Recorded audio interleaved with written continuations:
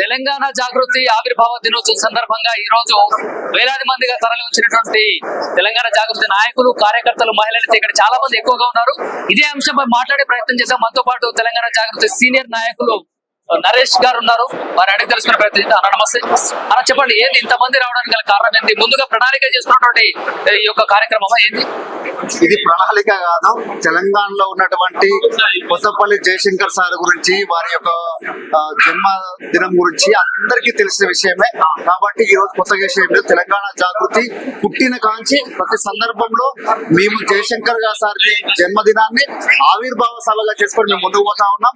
కాబట్టి ఆ రకంగా చేస్తాం. కాబట్టి మా జాగృతి కార్యకర్తలు అందరు కూడా పేరు పేరున ప్రత్యక్షంగా అందరికి తెలుసు. కాబట్టి ఈ రోజు వారందరూ కూడా వేల సంఖ్యలో రావడం జరిగింది. ముఖ్యంగా జాగృతి అనేది ఏ రకంగా జయశంకర్ సార్ యొక్క ఆశయాల సాధన కోసం పనిచేయడానికి ముందుకు వచ్చింది. వారు ఏదైతే కళ్ళగన్నారో తెలంగాణ ఏ రకంగా ఉండాలనుకున్నారో, తెలంగాణ వైభవం ఏ రకంగా ఉండాలో, తెలంగాణ భాష యాస ఏ రకంగా కించపరుస్తా ఉన్నారు కొంతమంది నాయకులు, ఆంధ్ర పాలకులు అని చెప్పి అన్నాడు ఎంత ఇబ్బంది పడ్డారో, వాటన్నిటి మీద మొదట్లో బతుకమ్మ విషయంలో కానివ్వండి, ప్రపంచ వ్యాప్తంగా చేయడం బతుకమ్మ విషయం కానివ్వండి, ఆ తర్వాత సినిమాలలో తెలంగాణ యాస గురించి కానివ్వండి, ప్రతి సందర్భంలో పోరాటం నిలబడినాం, గెలిచినాం. అది ప్రతిపక్ష పార్టీలో ఉండొచ్చు, లేదా ఉమ్మడి ఆంధ్రప్రదేశ్ ఉండొచ్చు. 2012లో మేము ఉమ్మడి ఆంధ్రప్రదేశ్ ఉన్నాం. ఒక పక్క తెలంగాణ ఉద్యమంలో పాల్పంచుకుంటూనే, ఇంకో పక్క అరే మహనీయులైనటువంటి అంబేద్కర్ గారి విగ్రహాన్ని అసెంబ్లీలో పెట్టి తప్పేంది అని ఆనాడు 45 గంటల దీక్ష చేసిన చరిత్ర.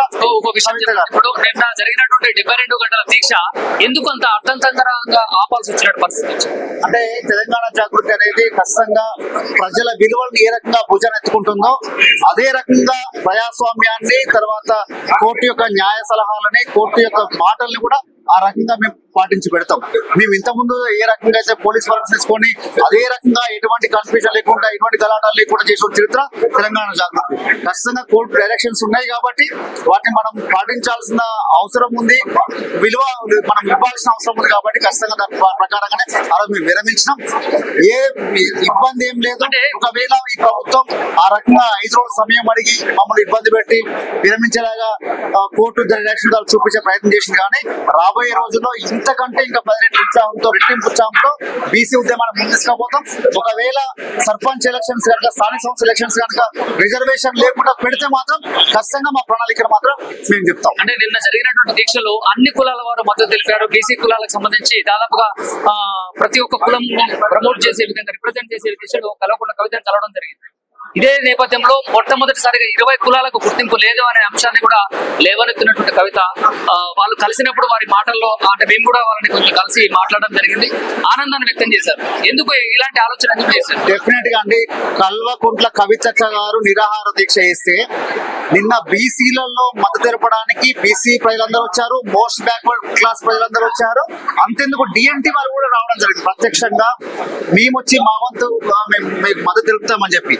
దాంతో పాటుగా ఎస్సీలు, ఎస్టీలు, గిరిజనులు అందరూ వచ్చి మాకు మద్దతు తెలుపుతా ఉన్నారు. ఆటో కార్మికులు మాకు మద్దతు తెలుపుతారు. కులాల ఖచ్చితంగా, మతాల ఖచ్చితంగా నిజంగా మాకు చాలా సంతోషం అనిపించింది. వారికి ఉన్నటువంటి ఒకే ఒక నమ్మకం, కవితక్క గారు ఈ నిర్ణయాన్ని తీసుకుంటే ఇది గమ్యాన్ని చేరే వరకు కూడా కవితక్క గారు ఎండబడతారు. కాబట్టి కవితక్క నాయకత్వంలో మేము వస్తామని చెప్పి ఎస్సీలు, బీసీలు అందరూ మద్దతు ఉంటే నిజంగా చాలా సంతోషం అనిపించింది. మా హృదయం నిన్నట్టుగా అనిపించింది. గతంలో మహిళా బిల్లు కోసం ఢిల్లీలో పోరాటం చేసిన కవిత ఇప్పుడు బీసీ బిల్లు కోసం 42% రిజర్వేషన్ కావాలని చెప్పేసి చేస్తున్నటువంటి కవిత. అంటే గతంలో విజయం సాధించింది, ఇందులో విజయం సాధిస్తుందన్న నమ్మకం ఉందా మీకు? మాకు పూర్తి స్థాయి నమ్మకం ఉందండి. కవితక్క గారు ఏ ఒక్క విషయాన్ని టేకప్ చేసినా అది విరమించేది లేదు. ఎట్టి పరిస్థితుల్లో గెలుపు వచ్చేంత వరకు, గమ్యాన్ని ముద్ర వరకు వాటిని వదలదు. అది మీరు ఏది ఒక బతుకమ్మ ప్రపంచవ్యాప్తంగా విశ్వవ్యాప్తం చేయడంలో విషయంలో కానివ్వండి, ఆ తర్వాత 2012లో అంబేద్కర్ విగ్రహ సాధన విషయంలో కానివ్వండి, ఆ తర్వాత పూలే విగ్రహ స్థాపనలో దానికి కూడా ఆల్టర్నేటివ్ చూపించడం జరిగింది. ఆ తర్వాత రౌండ్ టేబుల్ సమావేశాలు ఏర్పాటు చేసి బిల్లులు ఈ రకంగా కాదు, మీరు 3 బిల్లు పెట్టి న్యాయం జరుగుతుంటే 2 బిల్లు ఏర్పాటు చేయడం జరిగింది. ఆ తర్వాత ఆర్డినెన్స్ ఇవ్వచ్చు, ఈ రకంగా ఇస్తే ఇబ్బంది లేదు, మీరు డైరెక్ట్ గా వీళ్ళు చేయండి అని చెప్పి ఉద్యమం చేసింది మేమే. అంటే కవితక్క గారు ఏ నిర్ణయం తీసుకున్నా ఆలోచన విధానంతో అది ఎట్టి పరిస్థితుల్లో ఖచ్చితంగా గెలుపు దిశగా ముందుకు రావడానికి ప్రయత్నాల్లో భాగంగా మేము ముందుకెళ్తాం. అంటే మీరు చేస్తున్నటువంటి దీక్ష తెలంగాణ జాగృతి పక్షాన పెరుగుతున్న రోజు రోజుకు పెరుగుతున్న ఆదరణ కల్వకుంట్ల కవితకు వస్తుందని కాంగ్రెస్ పార్టీ భయపడుతుందా? ఇప్పుడు మీ మధ్య ఆదరణలో మాకు జనాలో మాకు ఇంకెవరో కావాల్సింది కాదు. దీంట్లో రాజకీయ లబ్ధి కాదు కావాల్సింది, చరిత్ర కావాలి. వాళ్ళ నాయకుడు ఏం చేసిందంటే కేసీఆర్ గారు ఇంకా 100 సంవత్సరాల పైన తెలంగాణ కేసీఆర్ గారు ఏ రకంగా ఉన్నారు, ఉద్యమంలో పాల్గొన్న వారు కూడా గర్వంగా నేను తెలంగాణ ఉద్యమంలో పాల్పంచుకున్నా అని చెప్పి గర్వంగా ఏ రకంగా చెప్పుకుంటా ఉన్నారు. ఆ తెలంగాణ ఉద్యమంతో పాటు బీసీలో నేను చేసిన ఆ బీసీ ధర్నాలో నేను పాల్గొన్నా, బీసీ నిరాహార దీక్షలో నేను పాల్గొన్నా అని గర్వంగా చెప్పుకునే రోజులు వస్తాయి. కాబట్టి ఖచ్చితంగా ప్రతి బీసీ బిడ్డ ఈ జాగృతి ఆధారంలో జరిగే ప్రతి మీటింగ్ లకు కానివ్వండి, ప్రతి దానికి కూడా సపోర్ట్ తెలియజేయాలని నేను కోరుతా ఉన్నా.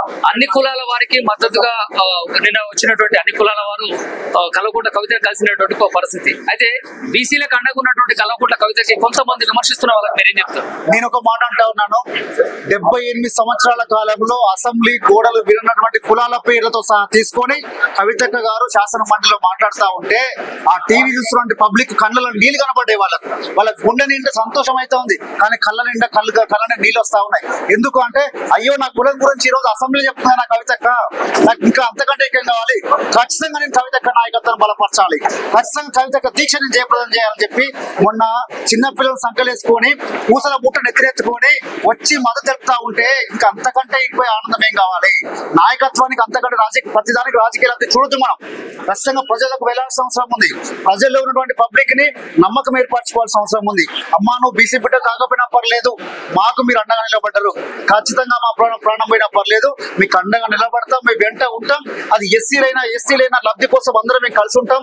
జై పూలే జై భీమ్ నినాదంతో మేము ముందుకు పోతాం అని చెప్పి వస్తా ఉంటే అంతకంటే గొప్ప ఏం కావాలి చెప్పండి. అంటే గుర్తింపు లేని కులాలు, బుడగ జంగాలు కావచ్చు, గంగిరెడ్లు ఆడించే వాళ్ళు కావచ్చు, పామరోళ్ళు, గారడి వాళ్ళు, గాజులు అమ్ముకునే వాళ్ళు, పూసలోళ్ళు, ఇలా చూస్తే కొన్ని గుర్తింపు లేనటువంటి కులాలు ఏవైతే ఉన్నాయో వాళ్ళందరూ కూడా కలిసినటువంటి పరిస్థితి. అంటే కల్వకుంట్ల కవితను కలిసిన నేపథ్యంలో వాళ్ళు కొంతమందికి ఆర్థిక సాయం కూడా చేసినటువంటి వార్తలు వస్తుంది. ఈ దేశ స్వాతంత్ర ఉద్యమంలో, తెలంగాణ సాయుధ పోరాటంలో, తెలంగాణ రాష్ట్ర పోరాటంలో బీసీలు చాలా క్రియాశీలమైన పాత్ర.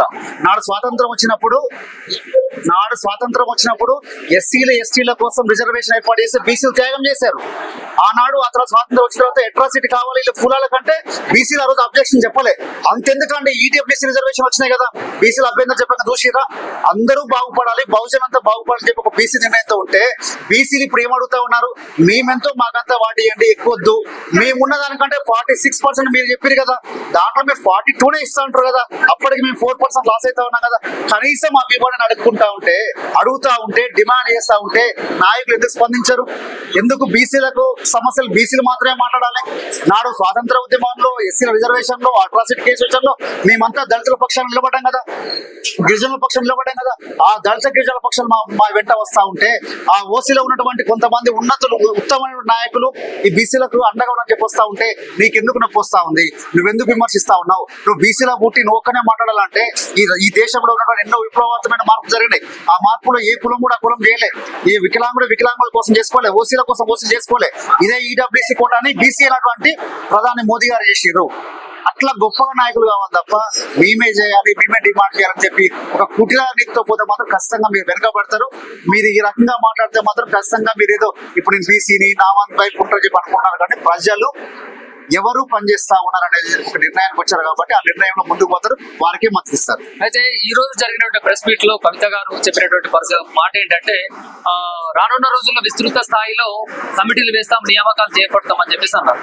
ఇందులో ఖద్దరు బట్టలు వేసుకున్నటువంటి వారికి ప్రాముఖ్యత ఇస్తారా, లేకుంటే డబ్బున్న వారికి ప్రాముఖ్యత ఇస్తారా? అంటే ఏం చెప్తారు? కమిటీలు లేకపోతే నాయకులకు లేకపోతే ఇంకెవరికో గద్దరు బట్టలకు విలువయాలంటే మీరు మా నాయకత్వం చూడండి ఒకసారి.